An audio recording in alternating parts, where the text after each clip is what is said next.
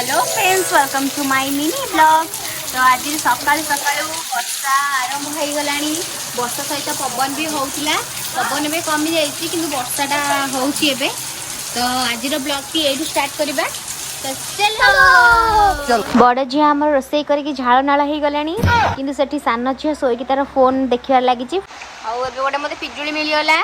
तो से फाळे टिके खाई दी जेटा कसीटा तथापि मु खाइबी छाड़ देबी।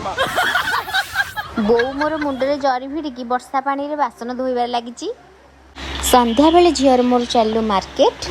ट्रेलर दुकान पाखे थिला मोर काम। तो ट्रेलर दुकान को फास्ट गली तापर सेठू काम सरिक आसी गली एफसी मार्ट रू मते किनिबार थिला पुओ पई किछि खाद्य आ मो पई किछि सामग्री।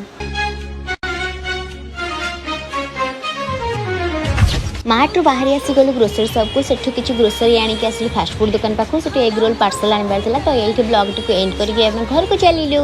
टाटा।